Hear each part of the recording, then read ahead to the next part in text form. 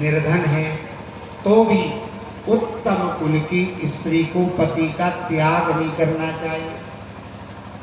एक बाई ने अपने पति को इसलिए छोड़ दिया कि उसका नाम ठीक नहीं, उसका नाम था ठनठन पाल। महाराज जी ठनठन पाल नाम था। तो अब जैसे ये कथा वार्ता हो रही है और सब लोग आए और वो उसकी पत्नी आए, तो सब बोले देखो ठनठन पाल के घर से आ गई, आ जाओ जी जी। तो उसे बड़ा संकोच लगे कि ये ठनठन पाल कहते हैं, सब इनका नाम कैसा है। आप लोगों में से तो किसी के पति का नाम नहीं है? अरे हाँ, बुरा मान जाओ। शाम को वो घर गई और अपने पति से बोली, बोले महाराज नाम बदल दो। बोले क्या बात क्या? जहाँ भी जाती हूँ सब कहते तुम ठनठन पाल के घर से आ गई, ठनठन पाल के घर से नहीं गई। कोई नाम होता है ठनठन पाल? पति बोला ये मेरे पिता माता ने रखा है, नाम कैसे रखने चाहिए मालूम? नाम कम से कम अक्षर का होना। राम, कृष्ण, शिवा, इसलिए लेट हो गया था तो रात बीच में करा। अधिकतम 3 अक्षर और बहुत प्यारा लगे तो 4 अक्षर से ज्यादा का नाम नहीं रखना चाहिए। फिर किसका नाम नहीं रखना चाहिए? आपके खानदान में 3 पीढ़ी तक जो दुश्मन हुआ हो, 3 पीढ़ी पहले तक, तो दुश्मन के नाम पर भी अपने बच्चों का नाम नहीं रखना चाहिए। ब्राह्मण का बालक हो तो उसका नाम मंगलमय होना चाहिए। क्षत्रिय का बालक हो तो उसका नाम शौर्य सूचक होना चाहिए। वीरेंद्र प्रताप, महेंद्र प्रताप, विक्रमा, ऐसे नाम होते ठाकुर। वैश्य का बेटा हो बनिया का तो उसका नाम लक्ष्मी सूचक होना चाहिए। श्री वल्लभ, मणिकांत, श्रीकांत, ऐसे नाम होते। और शूद्र के बेटे का नाम होना चाहिए दासत्व सूचक, सेवक राम, रामदास। तो तुम्हारा नाम ठनठन पाल है महाराज, ये नाम बदल दो। पति बोला देख मेरे माँ बाप ने रखा है महाराज, और मेरे माँ बाप तो दुनिया से गए, ये नाम तो उनकी धरोहर है, मैं तो यही रखूं। बोले तुम अपना नाम नहीं बदलोगे तो मैं घर छोड़ के चली जाऊंगा। पति बोला बता नाम से प्रेम करती कि मुझसे प्रेम करती? बोलिए संत भगवान की। महाराज ने कहा कि नाम से ही प्रेम करती तो चली जाओ, मैं नाम नहीं बदलूंगा। वो चली गई, घर छोड़कर चली गई। जैसे ही विश्वनाथ कॉलोनी से निकली, हाईवे पे पहुंची। हाईवे पे पहुंची तो भाई नगर पालिका की कर्मचारी महिला थी, सुबह सुबह सड़कों पे झाड़ू लगाती, यहाँ भी लगाती। हाँ, वो मिल गई उसको। राम राम, राम राम, क्या नाम है तुम्हारा? बोले मेरा नाम लक्ष्मी है। उसका दिमाग खराब हो, नाम लक्ष्मी और झाड़ू लगा रही सड़क पर, ये कैसा नाम? चलो संयोग से रख दिया होगा, इसके माँ बाप भी पागल होंगे, इसका नाम लक्ष्मी है। आगे चले, एक व्यक्ति भूसा बेचता था। भूसा, भूसा जानते हैं यहाँ क्या बगदा कहते हैं उसको, भूसा ही कहते हैं। तो गाड़ी में भर भर के गाँव गाँव उसका वो बोला राम राम, राम राम, भैया नाम क्या है तुम्हारा? बोले मेरा नाम धनपाल है। काम क्या करते हो? बोले भूसा बेचता। तो लक्ष्मी दे गुहार और भूस बेचे धनपाल। 2 हो गए। थोड़ी और आगे चली तो एक आदमी मर गया था, उसकी अर्थी जा रही थी राम नाम। उसको रुकवाया, भैया कौन थे जो मर गए? का नाम? बोले इनका नाम था अमर सिंह। अब दिमाग खराब हो गया। बोले मेरे पति ठीक कहते, लक्ष्मी दे बुहारी और घुस बेचे धनपाल, और अमर सिंह तो मर गए तो भले जे ठनठन पाल। अमर सिंह तो मर गए और भले जे ठनठन पाल। लौट के घर आ गए। तो नाम में इतना झगड़ा नहीं करना चाहिए। मैं आपको क्या सुना रहा था? सती मैया दक्ष के यज्ञ में पहुंची और कहता भूना दीख शंभु कर भागा। पूरे यज्ञ में महादेव का कोई स्थान नहीं, सब देवता बैठे। सती को, हर स्त्री को अपने पति से बड़ा प्रेम होता है। जब शंकर का अपमान देखा तो सती नाराज हो गई और डांटने लगी वहां बैठे हुए देवताओं, तुम कैसे इस यज्ञ में आ गए जहां भगवान शंकर नहीं है? जब डांटते हुए दक्ष ने देखा कि सती डांट नहीं सकता तो दक्ष खड़े हो गए। वो पिता थे सती के, बोले शांत हो जाओ, बैठ जाओ। सती बोली पिताजी आपकी मैं पुत्री हूं, आप मुझे शांत कर सकते हो, लेकिन बिना शंकर के यज्ञ नहीं हो सकता।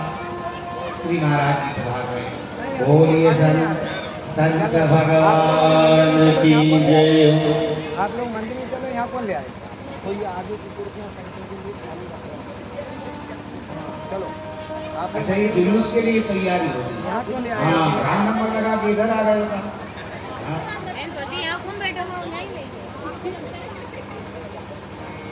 तो सती महारानी अपने पिता से कहती है, हर बेटे को अपने माता पिता का कहना मानना चाहिए। सती अपने पिता से बोली, पिता महाराज आपने मुझे जन्म दिया है, इसलिए इस शरीर पर आपका अधिकार है, पर मेरा मन, मेरी चित्त, मेरी आत्मा भगवान शंकर की, इसलिए आपका यह यज्ञ सफल नहीं हो सकता।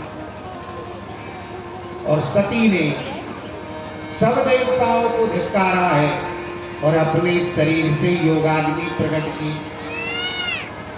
अस कहियो गया गणितन जार और भायहु सकल मखहाकार।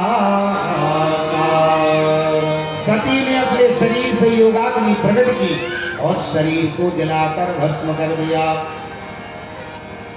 सती मरत हर सन बर मांगा और जन्म जन्म शिव पद अनुराग। सती ने मरते हुए भगवान शंकर से प्रार्थना की, मेरे जितने भी जन्म हो हे शंकर मुझे तेरे चरणों में सेवा मिले।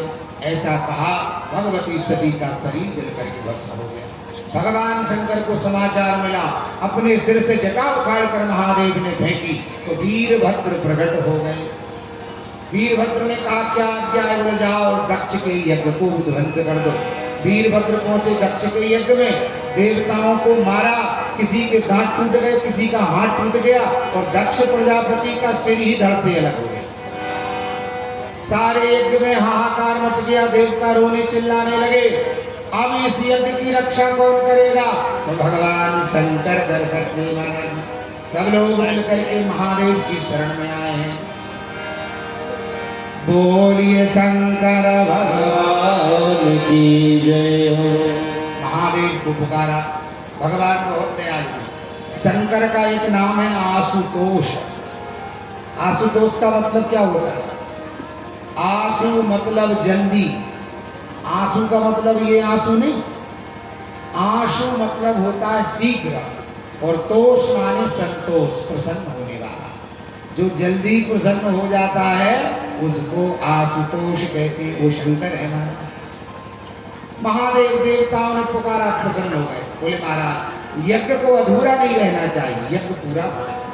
ठीक है, भगवती सती का शरीर पूरा हो गया, लेकिन आप तो दया के समुद्र हैं। भगवान शंकर यज्ञ में गए, जितने देवता टूटे फूटे थे, भगवान शंकर ने किसी को छुआ, किसी पे हाथ लगाया, सबके हाथ पांव ठीक हो गए। कुछ देवता टूटे, पता चला शंकर जी ऑपरेशन कर रहे हैं सबका, तो जो जितने टूटे फूटे थे सब आ गए शंकर जी के पास मारे हमारा भी हाथ। और जिनके उस यज्ञ में नहीं टूटे थे, पहले के टूटे थे, वे भी आ गए, चलो इलाज तो हो ही रहा, निःशुल्क लगाए सिर्फ, तो कौन जाने शंकर जी हमें भी ठीक कर दे। तो जो पहले के टूटे फूटे थे वो डेंटिंग पेंटिंग कराने, महाराज हम भी टूट गए, तुम्हारे वीरभद्र नहीं तोड़ा, इनसे पूछ लो। शंकर जी ने कहा कौन पूछे, सबको हाथ पांव लगाया, ठीक हो गए।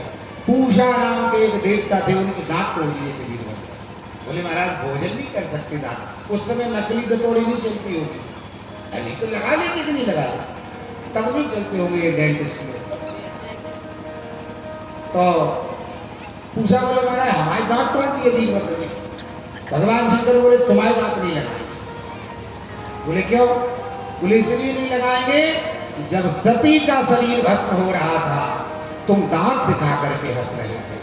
वो दांत जो सती के भस्म होने के समय संसार में दर्शन किए, वो दांत अब फिर से प्रकट नहीं होंगे।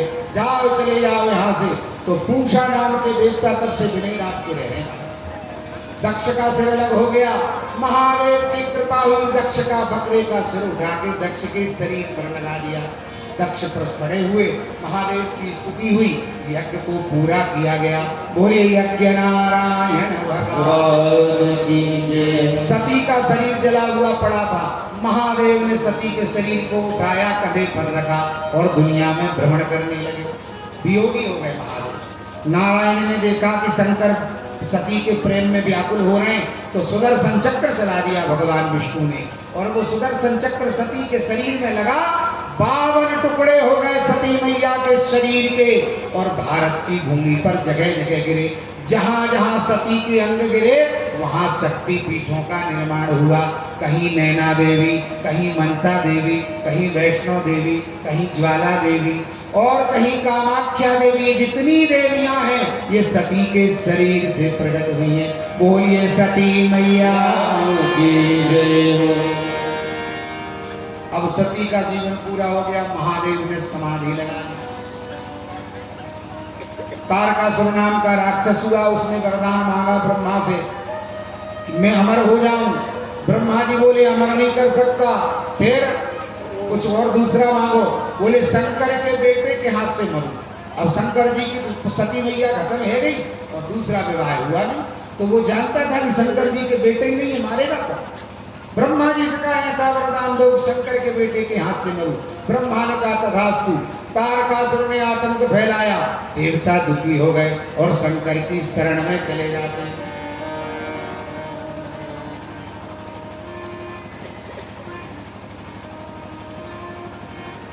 महादेव की स्तुति हुई, कामदेव को बुलाया जगाने के लिए।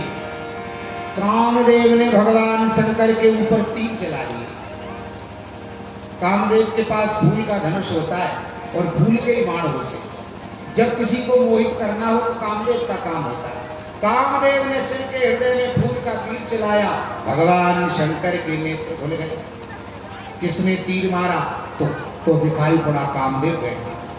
शंकर क्रोधित हो गए, तेरी इतनी हिम्मत कि मुझे तीर मारे। महादेव ने तीसरा नेत्र खोला और कामदेव जल करके भस्म हो गया। पधारे हुए सभी अतिथियों का बोलिए संत भगवान की। आज की कथा भगवान की सफल और सार्थक है। भारत के विभिन्न क्षेत्रों से संत महापुरुषों का पदार्पण हो रहा है और व्यासपीठ सभी संतों का अभिवादन करती, सबको प्रणाम करती। बोलिए संत भगवान की जय हो। श्री राम जय राम, जय जय राम। बोलो श्री राम जय राम, जय जय राम। बोलो श्री राम जय राम, जय जय राम। बोलो श्री राम जय राम, जय जय राम। श्री राम जय राम, जय जय राम। श्री राम जय राम, जय जय राम। श्री राम जय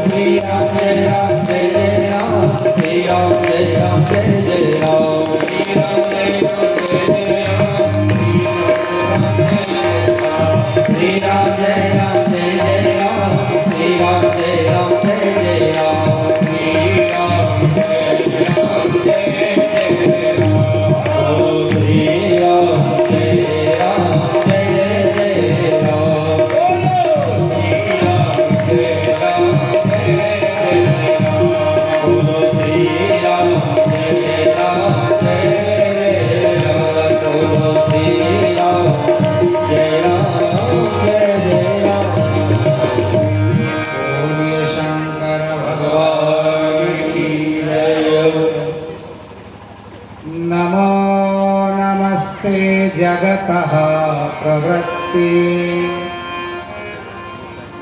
निर्वृत्ति रूपे स्थिति सर्गरूपे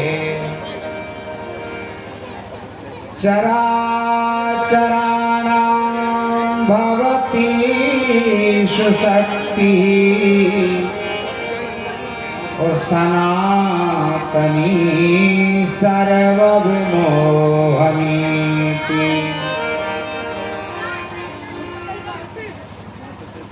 भगवान शंकर की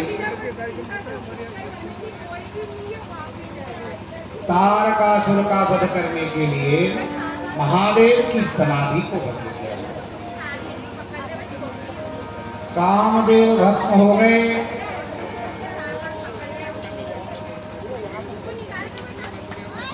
कौन है? कौन है? अच्छा, आराम से। भगवान शंकर ने देखा कि संसार के पर संकट आया है, तो महादेव देवताओं से पूछते हैं मुझे क्यों उठाया गया। देवता शंकर की आराधना करते हुए बोले महाराज, तारकासुर नाम का एक राक्षस है और उसने वरदान मांगा है कि जब तक शंकर का बेटा मुझे न मारे तब तक मरूंगा। स्वर्ग पर उसका साम्राज्य हो गया।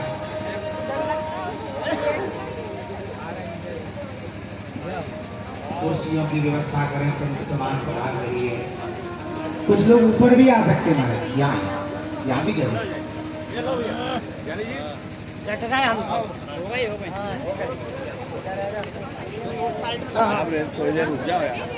हाँ नहीं नहीं नहीं, ये तो बनने तो इनकी वीडियो है पूरा आज कैसे करूँगा। इधर भी बैठ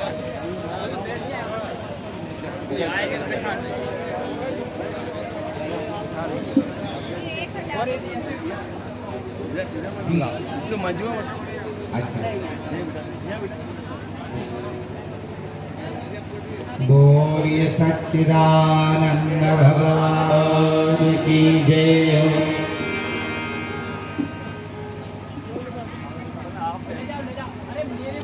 तो सती का दूसरा जन्म इधर देखे चलो। आप लोग जब भी देखता हूँ इधर ही देखते रहते, इधर क्या देखते हो आप लोग। और जब तक ये आदत नहीं सुधारोगे, ये भटकना व्यर्थ है कथाओं। पहले सुनना सीखो कथा को। केवल भीड़ लगाने से क्या होता है। हम उस क्लास के विद्यार्थी भी तो बने। हम विद्यार्थी नहीं है और कक्षा भले 10th पास हो गए।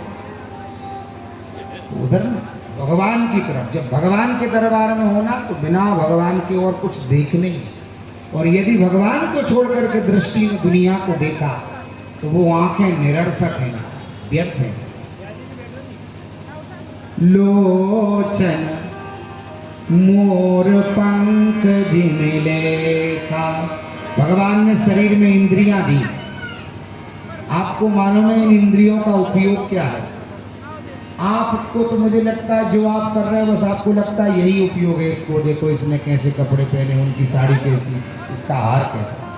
मैं जब भी देखता हूं आपकी नजर यही ढूंढते हुए पाता हूं। किसी का भी 3 घंटे यहां अट्रैक्शन ही नहीं रहता, तो वो आंखें व्यर्थ हैं। मोर का पंख देखा है, मोर का पंख होता है वो देखने में बड़ा सुंदर रहता है, लेकिन शास्त्र कहते हैं उसका कोई उपयोग नहीं है, निरर्थक है। लोचन मोर पंख जिमिलेखा। वो आंखें मोर पंख के समान व्यर्थ हैं। सूरदास जी देख नहीं पाते, लेकिन फिर भी रोज भगवान के मंदिर जाते। कितनी जगह गिर जाए, रास्ते में चोट लगे, गाय पकड़ के। वृंदावन ऐसी छोटी छोटी गलियां मारा। अब तो सड़क व्यवस्था है ही, पहले तो सब ऐसे ही था। तो सूरदास जी गिरते पड़ते मंदिर पहुंचे। एक दिन पुजारी ने, बिहारी जी पुजारी जी ने कहा बाबा बूढ़े है गए, दिखाई नहीं पड़ता, आते क्यों मंदिर? और मंदिर आते हो तुम भगवान को देख नहीं पाते, तुम्हारी आंखें नहीं है तो इतना परेशान क्यों होते? जब तुम देख ही नहीं पाते भगवान को, तुम इतना परेशान हो के आते क्यों? सूरदास कहते थे मेरे आंखें नहीं है, मैं भगवान को नहीं देख सकता, लेकिन भगवान के तो आंखें हैं, वो आप सबको देख रहे हैं महाराज, कौन क्या कर रहा है। भगवान सबको देख रहे हैं। सूरदास जी बोले मैं नहीं देख पाता, लेकिन भगवान तो देखते हैं कि मैं उनके लिए मंदिर आता, मैं भगवान के लिए मंदिर आता। उसी प्रकार में भगवान की सेवा में जब पहुंचे तो केवल और केवल भगवान, तो वो आंखें जो भगवान के दर्शन नहीं करती वो मोर पंख के समान व्यर्थ हैं, और जो कान कथा नहीं सुनती उनको क्या कहा गया मालूम है? सांप जिस घर में रहता है उसको क्या कहते हैं आपके यहाँ? सांप के घर को क्या कहते हैं? बामी, हाँ। तो जन हरि कथा, जन हरि कथा सुनी नहीं काना, बिन हरि कथा सुनी नहीं काना। जन हरि कथा सुनी नहीं काना। जिन हरि कथा सुनी नहीं काना।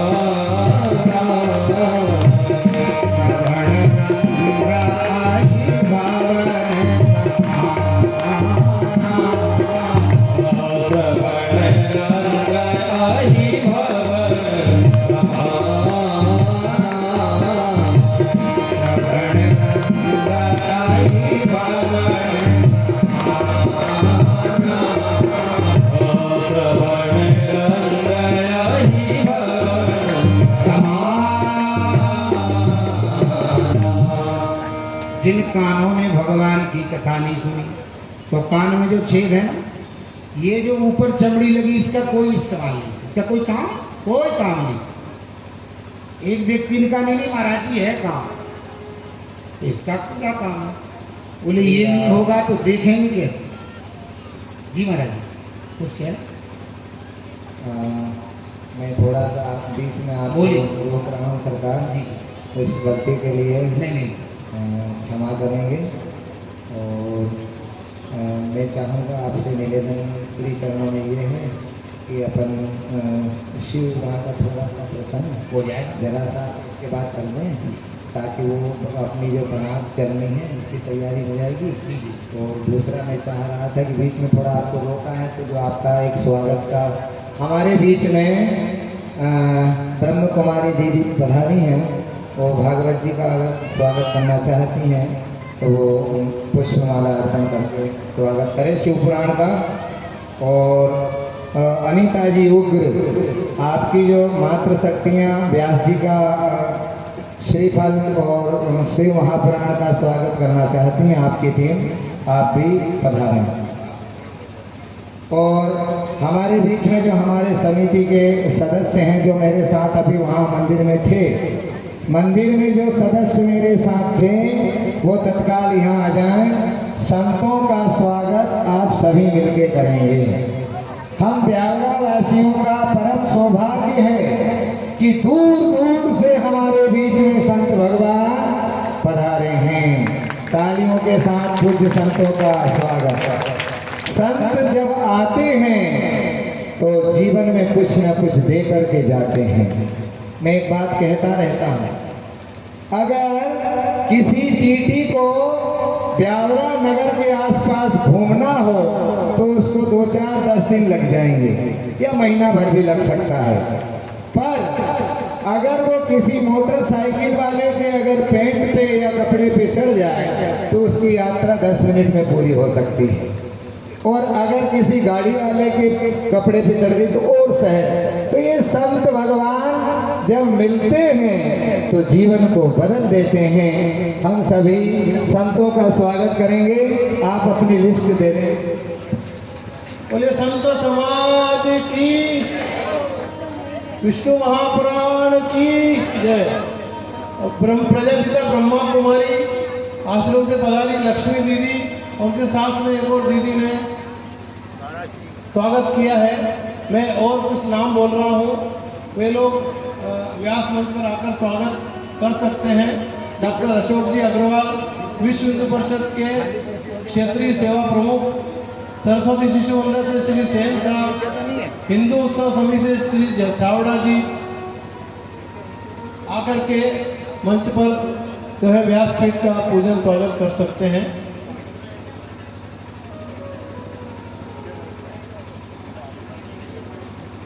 साथ ही महिला मंडल की श्रीमती अनीता उग्र जी के सहयोगी किरण उपाध्याय, वजिता अग्रवाल, कीर्ति अग्रवाल, सुशीला शर्मा, यादव भाभी, अंजू अग्रवाल, आशा शर्मा, संतोष तंवर, संजू कारपेंटर, श्यामा जी की मम्मी संगीता भूमिसाड़ी, कांति सोनारे, चिंतामणि कारपेंटर, नीतू गुप्ता छवि साड़ी इत्यादि से निवेदन है कि यह महिला मंडल के साथ व्यासपीठ का स्वागत करें। अब मैं संत समाज के स्वागत के लिए समिति के लोग आ गए क्या? चलिए, हमारा बड़ा सौभाग्य है इस विश्वनाथ कॉलोनी की भूमि पर पूरे क्षेत्र के संत समाज आज उपस्थित है।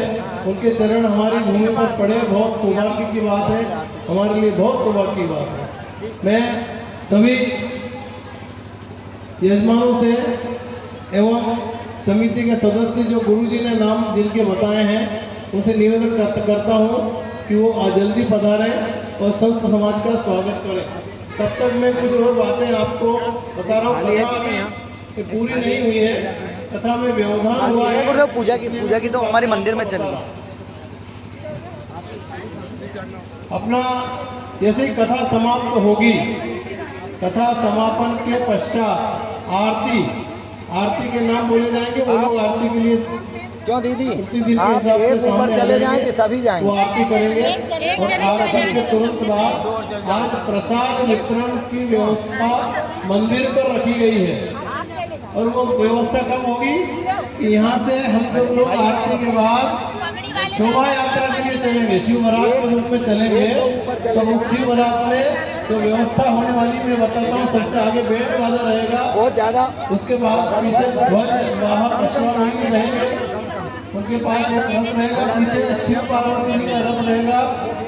उसके बाद में एक ट्राली रहेगी, उस ट्राली पर जो हमारे मूर्तियों की स्थापना होने वाली प्राण प्रतिष्ठा जिनकी हो चुकी है वो सभी मूर्तियां नगर भ्रमण के लिए निकलेंगी। तो उन मूर्तियों का हम लोग पूजन वगैरह सब अपने आप कर सकते हैं।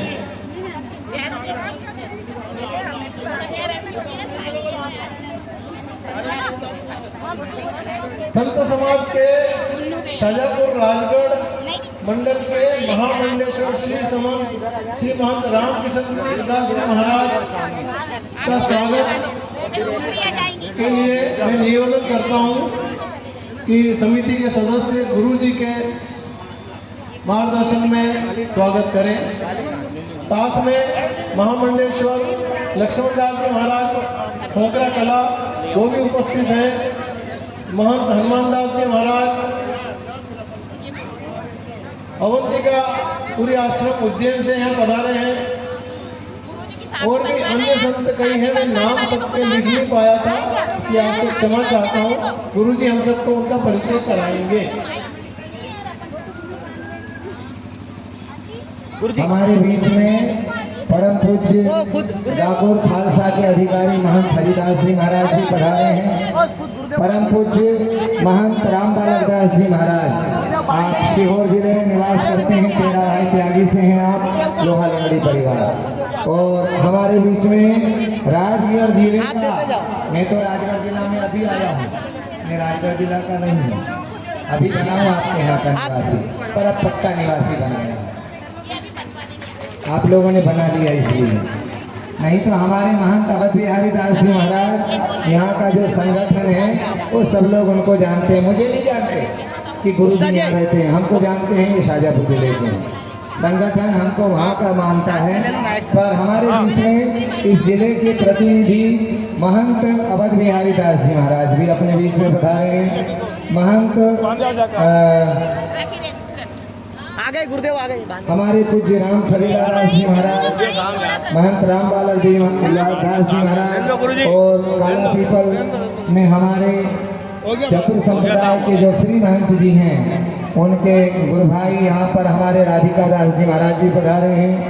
हमारे परम स्नेही मित्र लालदास जी महाराज और हमारे बहरावल के परम पूज्य सियाराम दास जी महाराज भी यहाँ पधारे हैं और एक हमारी दीदी हैं आदरणीय सरयू दासी जी महाराज अपने सबके बीच में वह भी पधारी हैं। हम सबका सौभाग्य है, ब्यावरा जिला का यह अहोभाग्य है, ब्यावरा वासियों का सौभाग्य है कि वो हम सबके बीच में आई हैं और पधारे हैं संत भगवान। हरिओम हरिओम। डॉक्टर सतीश ब्रजपुरिया जी से निवेदन है कि आप पधारें और गुरु जी का स्वागत।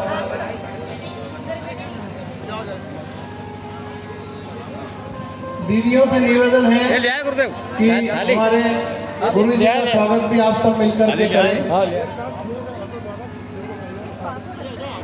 तो मैं आपको बता रहा था कि आज की जो शोभा यात्रा होने वाली है, तो शोभा यात्रा का जो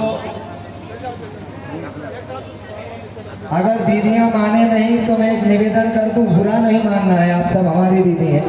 मेरा निवेदन ये रहेगा कि अपन कथा को थोड़ा सा पूरा हो जाते हैं, नहीं तो बारात निकलने में देरी होगी और अपन जल्दी से एक दो दीदियां कर दें और अपन शीघ्र आरती करें, क्योंकि कथा का क्रम पूरा नहीं होगा तो बारात काय की निकालोगे, इसलिए कथा का क्रम पूरा होना है। इसलिए आप सभी जल्दी से मंच के सामने से ही स्वागत कर दें, मंच के सामने नीचे से आप लोग स्वागत कर सकते हैं।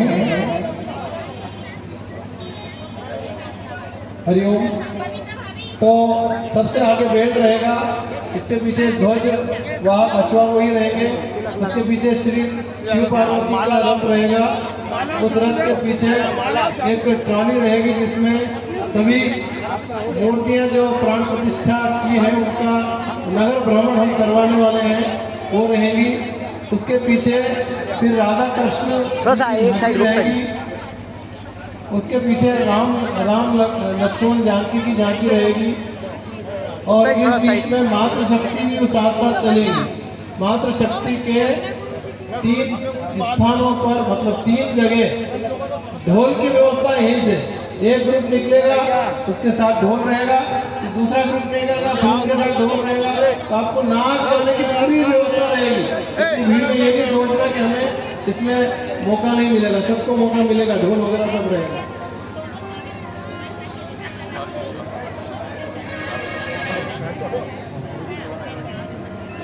भैया थोड़ा सा वीडियो भी आ जाना।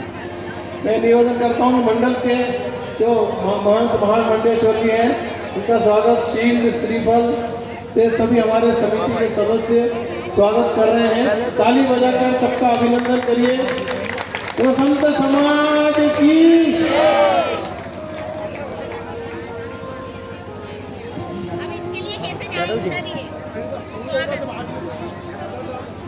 आज की अपनी जो शोभा यात्रा निकलने वाली है उसमें हम सबको अनुशासन का पालन करना है, क्योंकि हाईवे है, ट्रैफिक बहुत चलता है।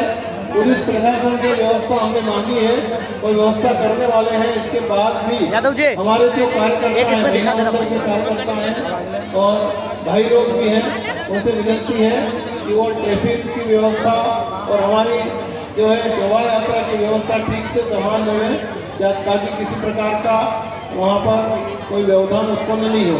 अपनी शोभा यात्रा का कई जगह स्वागत भी होने वाला है, कुछ जगह भी स्वागत होने वाला है। शायद एक जगह कुछ अपने को पीने के पानी की और हो सकता है कुछ खाने पीने की व्यवस्था भी मिल जाए। यदि मिलती है तो चलते चलते कम समय में उसको पालन अपने को करना है, जिससे अपन धीरे धीरे चलते रहेंगे और जो हमारा इसका खाली बर्तन रहेगा, कागज रहेगा, उसको डस्टबिन में डालना, सड़क पर ऐसे फैलाना नहीं है। ये तो बाद में ये बताया जाएगा कि ये शोभा यात्रा निकली थी विश्वनाथ कॉलोनी में, भैया कि रोड कितना गंदा हो गया। तो हम सबका ड्यूटी है कि साफ सफाई का विशेष रूप से हम सब ध्यान रखेंगे।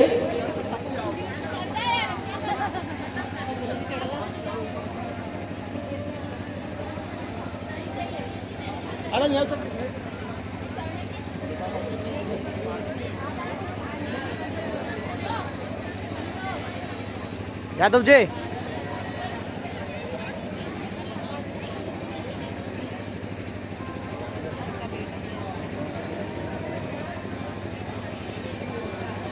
चलिए जब तक भजन चलने दो। आप कथा चलने दे, अब कोई बोलेगा नहीं। हाँ जी, बस 5 मिनट में कथा ही कर लेती फिर वही करे भजन। है ना?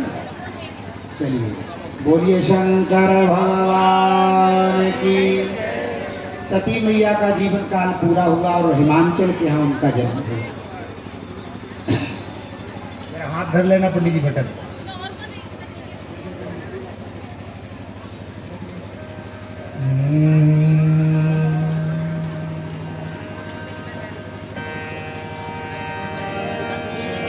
जननी जाई हिमांचल रे। सती मैया का जीवन पूरा हुआ और दूसरे जन्म में हिमांचल के यहाँ पैदा हुई। हिमांचल राजा की जो पत्नी थी मैना रानी, वो 3 बहनें थी। ये पितरों की कन्या थी। एक हिमालय को भी आई गई मैना, उनसे पार्वती का जन्म हुआ। एक जनक को भी आई गई सुनैना, उससे सीता का जन्म हुआ। और एक वृषभान को भी आई गई कलावती, जिससे राधा का जन्म हुआ। तीनों पितृ कन्याओं से 3 देवियों का अवतार होता है। तो मैना के गर्भ से पहले मैनाक हुए और हिमालय पर्वत ने भगवती की उपासना की कि मैं तुम्हें बेटी के रूप में प्राप्त करना चाहता हूँ। भगवती प्रकट हुई और हिमालय को के यहाँ अवतार लेने का उनको वरदान दिया। हिमालय लौट करके अपने भवन में पधारे। समय के साथ मैना के गर्भ से मैनाक पैदा हुए और फिर पार्वती का जन्म हुआ। पूरे भवन में बधाइयाँ बजाई गई। थोड़ी सी बड़ी हो गई पार्वती जी। एक दिन नारद जी पधारे हिमालय के। पीछे मिल जाएगी, पीछे का। नारद जी पधारे तो पार्वती की माता जी ने सोचा कि नारद बाबा ज्योतिष जानते हैं, पार्वती के पति कैसा होगा पूछ तो ले। तो नारद जी के हाथ में कन्या का हाथ दे करके मैना बोली, महाराज ये बताओ कि मेरी बेटी को पति कैसा मिलेगा। और पार्वती बड़ी सुंदर थी महाराज।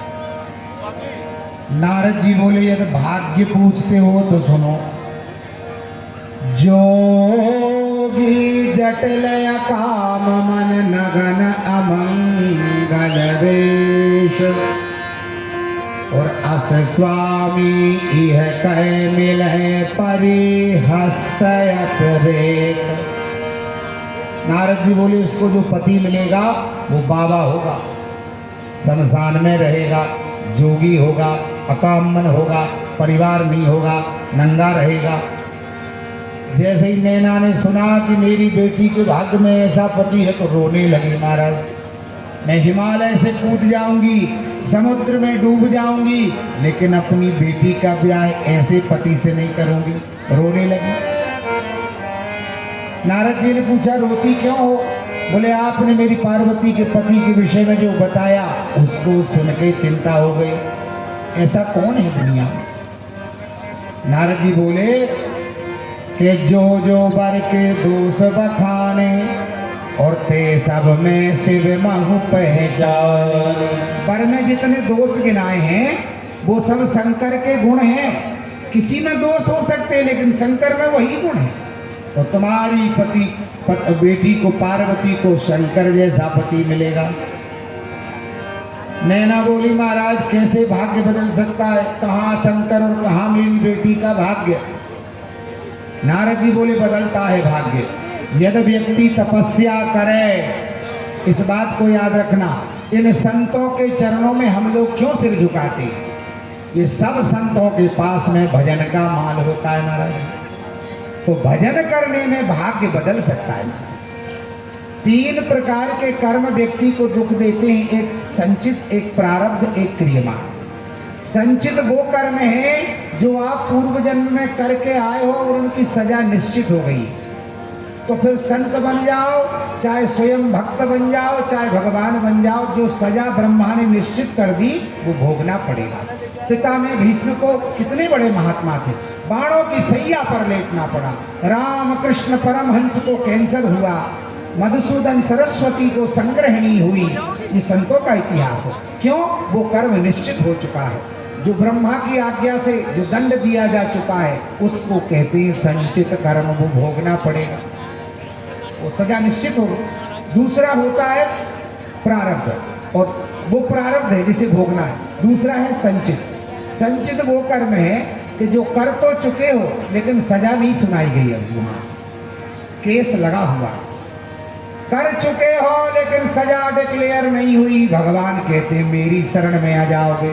सनमुख होई जीव मोई जबई, तो जन्म कोटि अघनाश, उसको काट दूंगा मैं। किसको? संचित को, जो तुम कर चुके हो और सजा नहीं सुनाई गई। जिसकी सजा सुना दी ब्रह्मा ने वो मैं नहीं काट सकता। प्रहलाद का नहीं काटा, सुदामा का नहीं काटा, भीष्म का नहीं काटा, किसी का नहीं काटा, भोगना पड़ा अपने अपने हिस्से। लेकिन संचित जिसकी सजा निश्चित नहीं हुई है उसे मैं काट दूंगा। भगवान संचित को काट देते। प्रारब्ध को भगवान काट सकते हैं लेकिन प्रारब्ध को नहीं काटते। क्यों? क्योंकि एक व्यक्ति के प्रारब्ध को भगवान काट देंगे तो कल दूसरा कहेगा मैं भी दुखी महाराज, मुझे भी दूर कर, तो फिर सबले झगड़ा है जाएगा दुनिया में, ब्रह्मा की कोई मर्यादा नहीं रहेगी। भगवान प्रारब्ध को नहीं काटते। प्रारब्ध तो व्यक्ति को अवश्यमेव भोक्तव्यम कृतम कर्म शुभाशुभम, जो तुमने किया है वो भोगना पड़ेगा। मजा जब तुमने लूटा है मुसीबत कौन भोगेगा। जब हमने आनंद लिया है जीवन का तो संकट को भी सहना पड़ेगा। पार्वती की माँ बोली मेरी बेटी का ऐसा पति है, बोले तपस्या करे तो बदल सकता है। तप जो करे ये कुमारी तुम्हारी, तो भावी मेट सके त्रिपुरारी। यदि तुम्हारी बेटी तपस्या करे तो भाग्य बदल सकता है। पार्वती गई हिमांचल में, हिमालय पर्वत में तपस्या करने, और बिलपत्र खा करके अन्न जल का त्याग करके वर्षों तक तप किया। तप करने के बाद महादेव पधारे हिमालय में। हिमांचल शंकर का स्वागत करने गए और पार्वती को शंकर जी के पास छोड़े आए। महाराज जी आपकी सेवा में रहेगी, कोई जरूरत पड़ जाए भोजन की, पानी की, तो ये मेरी बच्ची सेवा करे। पार्वती को छोड़ाए। भगवान शंकर ने पार्वती की तपस्या देखी, तुम क्यों भजन कर रही हो? बोले मैं आपको पति रूप में प्राप्त करना चाहती हूँ। भगवान शंकर बोले तुम जानती नहीं हो मैंने कामदेव को जला के भस्म कर दिया है, मैं ब्याह कैसे कर सकता हूँ? जिसने कामदेव को जला दिया हो वो गृहस्थ नहीं हो सकता। भगवान परीक्षा लेते चले गए कैलाश पर। सप्त ऋषि को भेजा, इनके पास, पार्वती के पास। पार्वती से सप्त ऋषि बोले क्यों भजन कर रही हो, भूखी प्यासी शरीर को सुखा रही हो? बोले ब्याह करूंगी शंकर से। बोले मूर्ख हो। सप्त ऋषि बोले शंकर में रखा क्या है? न रहने को घर है, न घूमने को वाहन है, न नौकर चाकर है, न कोई सुविधा, कोई फैसिलिटी कैलाश में कुछ नहीं है। ब्याह करना है तो विष्णु से करो। क्षीर सागर में रहते हैं, सोने चांदी के आभूषण पहनते, और सुंदरता देखो भगवान की कैसी। पार्वती को विष्णु की सुंदरता सुना रहे सप्त ऋषि। पार्वती बोली भाग जाओ, महात्मा हो नहीं, श्राप दे के भस्म कर दूंगी। सप्त ऋषि चले गए। शंकर से जाकर के कहा महाराज वो तो जन्म कोटि लगी। क्या कहा पार्वती ने? बोले पार्वती कहती है 1 करोड़ जन्म तो लगेंगे लेकिन मैं शंकर से ब्याह करूंगी। जन्म कोटि लगी रगड़ हमारी, ओ बरही शंभु न तरही कुंवारी। कह तो शंकर से ब्याह करूंगी नहीं तो कुंवारी रह जाऊंगी। शंकर जी बोले पक्का वचन है? बोले हाँ महाराज। तो सप्त ऋषि के हाथ लग्न पत्रिका लिखाई और हिमालय के यहाँ भेज दी गई। देवताओं को समाचार मिला, ब्रह्मा विष्णु इंद्र चंद्र कुबेर सब कैलाश पर आ गए। भगवान शंकर को स्नान कराया, अंगराग लगाया, जटा का मुकुट माथे पर चंद्रमा, नंदी बैल को सजाया, और भगवान शंकर दूल्हा बन के ब्याह करने के लिए जा रहे हैं। बोलिए शंकर भगवान की जय हो। चलो 1-2 लाइन का पद गाते महादेव का विवाह करेंगे, फिर महाराज जी की जैसी रूपरेखा होगी। अरे गोरा की शंकर से हो गई सगाई। आपके इधर गाते कि नहीं? ऐसे लोग गीत गाते। अच्छा पहले देशराज पटेरिया गाते थे, अरे कहाँ भोले बाबा ने कर दई सगाई, बड़ो गड़बड़ है भाई। कहाँ भोले बाबा ने कर दई सगाई, बड़ो गड़बड़ है भाई। कहाँ भोले बाबा ने कर दई सगाई, बड़ो गड़बड़ है भाई। कहाँ भोले बाबा ने कर दई सगाई, बड़ो गड़बड़ है भाई। ताली बजाते हुए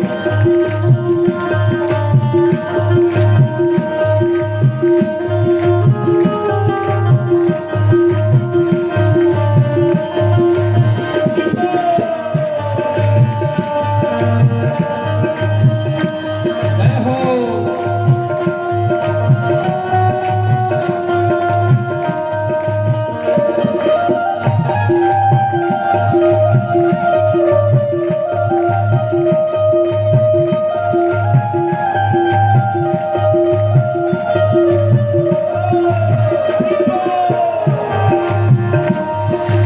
अभी आपके घर में कोई की शादी होती तो कितने नाचते जाते हैं? तो कम से कम जो नाच नहीं सकते, जिन जिन को गठिया की बीमारी, कौन कौन है गठिया वाले, है किसी को? अच्छा गठिया हाथ में भी होती, दुखते हैं किसी के, तो कम से कम ताली तो बजाओ।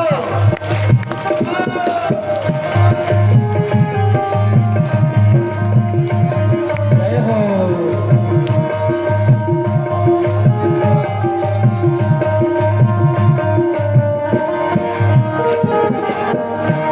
भगवान शंकर की बारात जा रही है,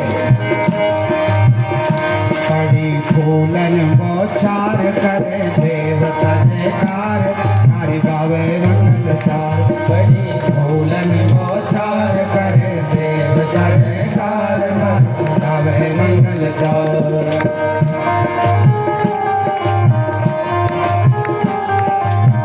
हरि बोल। जय हो।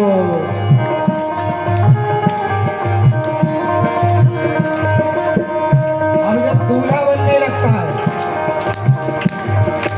जब तो कोई दूल्हा बनता है तो हल्दी लगाई जाती है।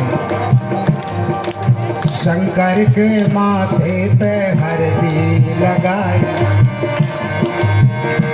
हाँ शंकर के माथे पे हल्दी लगाई, बड़ो गड़बड़ है भाई। शंकर के माथे पे हल्दी लगाई, बड़ो गड़बड़ है भाई।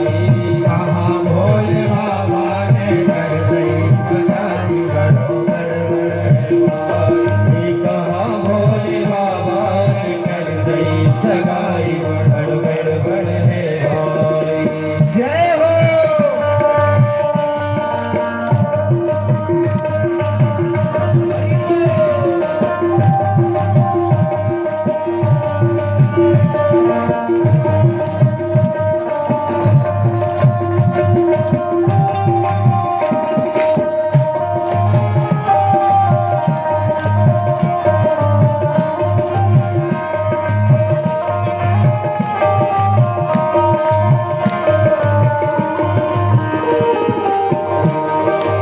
भगवान शंकर का श्रृंगार हो गया, जटा का मुकुट बना दिया, माथे पर चंदा गंगा लगा दिए, विभूति लगाई, सर्पों का हार डाल दिया, नंदी बैल पर बिठा दिया।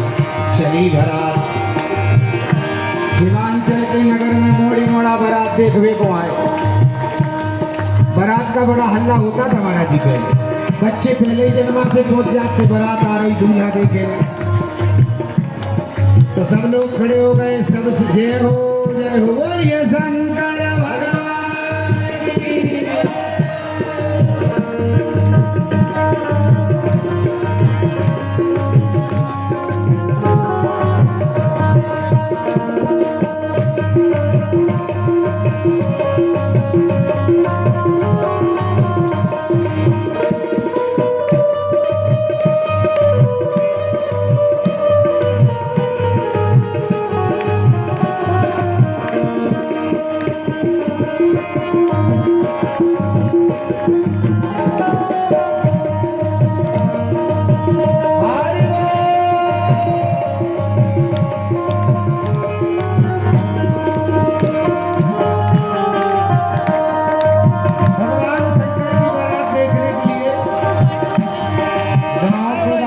बच्चे खड़े हो गए।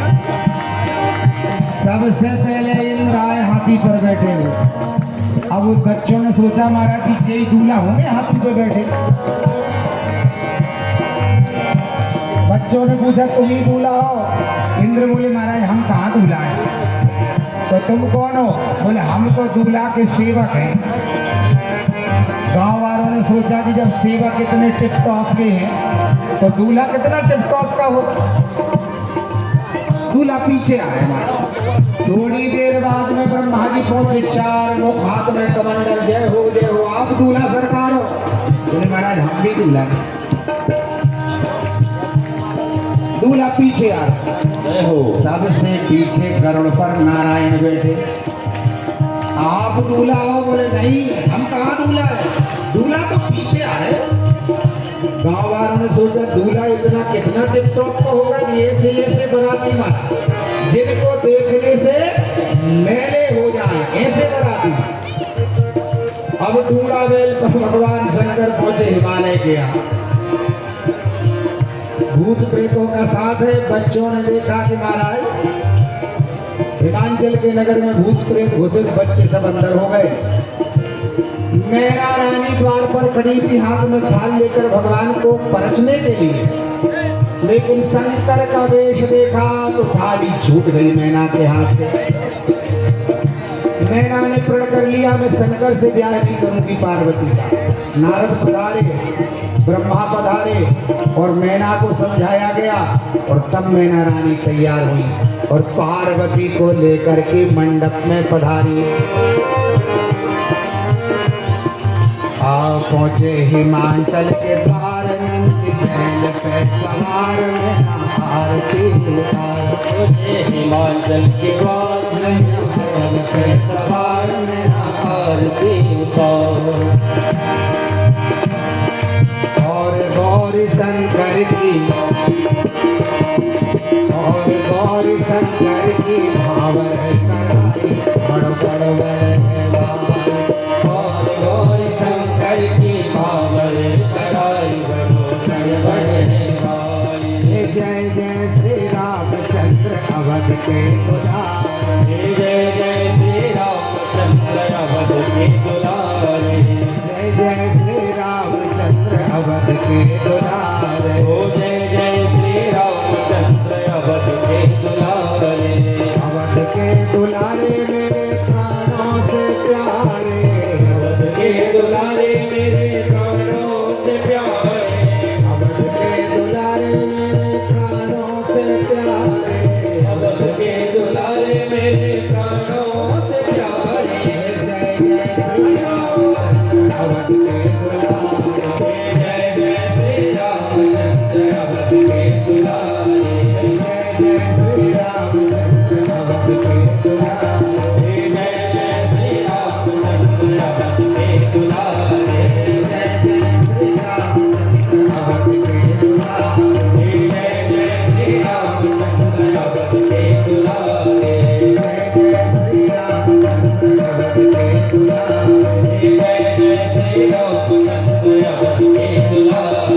जय जय श्री रामचंद्र अवध के दुलारे। जय जय श्री रामचंद्र अवध के दुलारे। बोली बोली शंकर भगवान की जय हो। हिमालय पर्वत के यहाँ भगवान शंकर का पार्वती के साथ ब्याह हुआ। कथा विराम की ओर है। भगवान की कथा भगवान के चरणों में विराम हो रही है। अब आरती के लिए बीच में कोई उद्बोधन तो नहीं सुना? अच्छा, आज पूरा व्यावरा मुझे लगता बहुत व्यस्त है। गुरुजी से निवेदन है कि मंच पर आ जाए।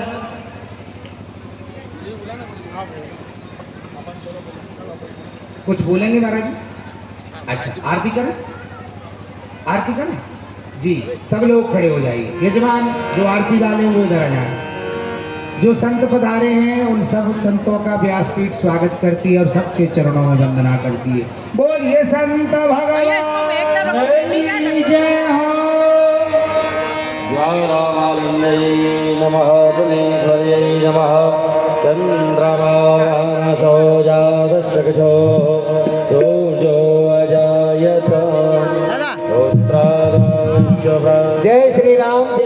राम। सभी माताएं बहनें भक्तगण ध्यान देंगे। प्रसाद की व्यवस्था जब हम लोग भगवान शिव की बारात लेके आएंगे तब प्रसाद वितरण होगा। आज का प्रसाद बहुत जबरदस्त है, ध्यान रखना, पर आने के बाद बटेगा। प्रसाद की व्यवस्था बहुत ही जबरदस्त है, पर वह प्रसाद जब आएंगे तब वितरण होगा। जय श्री राधे। बोलो श्री शिवाय। नमस्तुभ्याम। थोड़ा जोर से बोलिए। श्री शिवाय, श्री शिवाय, श्री शिवाय। श्री राम, जय राम। ज्वालामालिन्यै नमः। चन्द्रमा मनसो जातचक्षुः सूर्यो अजायत श्रोत्राद्वायुश्च प्राणश्च मुखादग्निरजायत। जय शिव ओंकार बोले हर शिव ओंकार।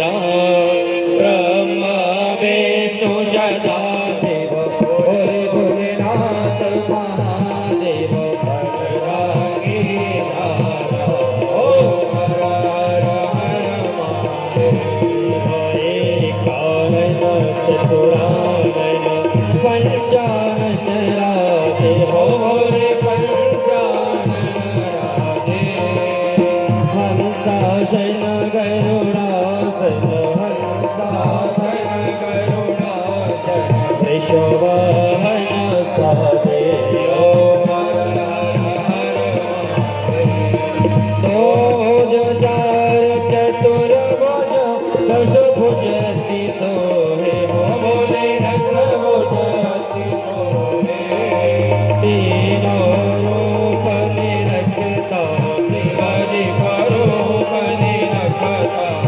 भूपन जन मोहे ओम हर हर हर महादेव। यज्ञमाला वनमाला मुंडमाला धारी हो बोले मुंडमाला धारी। त्रिपुरारी शमुरारी त्रिपुरारी त्रिपुरारी कर कमला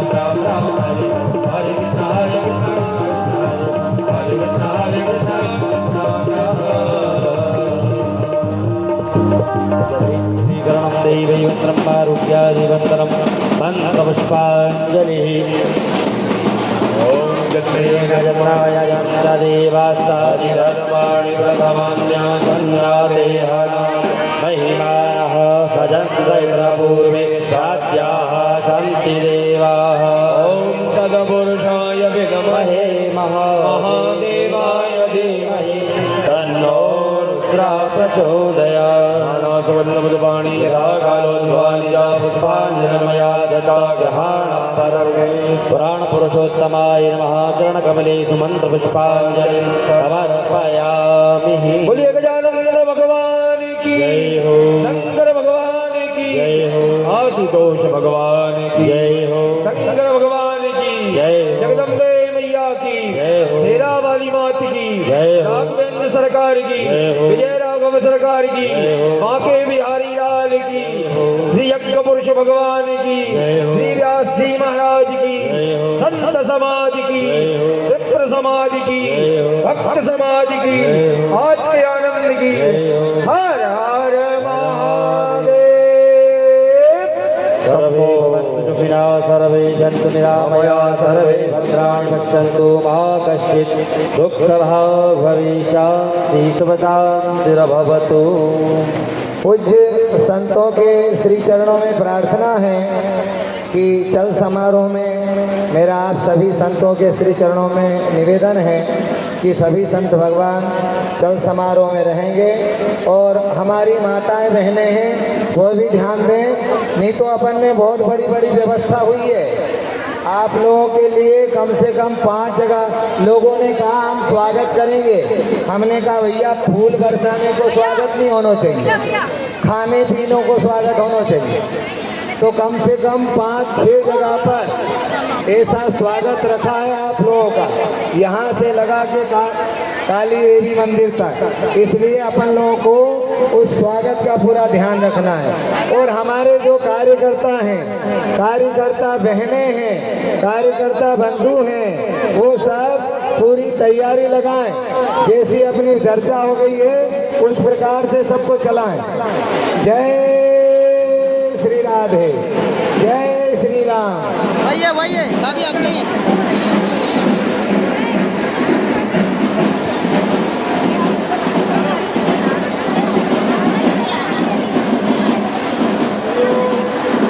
श्री राम। सबसे पहले पुरुष वर्ग जो है वो एक साइड हो जाएंगे, संत समाज को आगे निकलने दें। उनके लिए पूरा बड़ा एक रथ सजाया गया है, इनमें सभी संत लोग विराजित होंगे। इसके बाद में मातृशक्ति से निवेदन है आप भी धीरे धीरे करके आगे बढ़े। हमारे कार्यकर्ता आपको आगे मार्गदर्शन करने वाले हैं कि आपको किधर से कहाँ से कैसे निकलना है। हमारा जो शोभा यात्रा है यहाँ से विश्वनाथ कॉलोनी से निकल करके मेन रोड पर इधर से जाएगी, रेलवे स्टेशन रोड के इस रोड पर घूम पर, यहाँ से फिर मेन रोड एवी रोड पर घूमते हुए सीधे वैष्णो देवी मंदिर होते हुए हम सब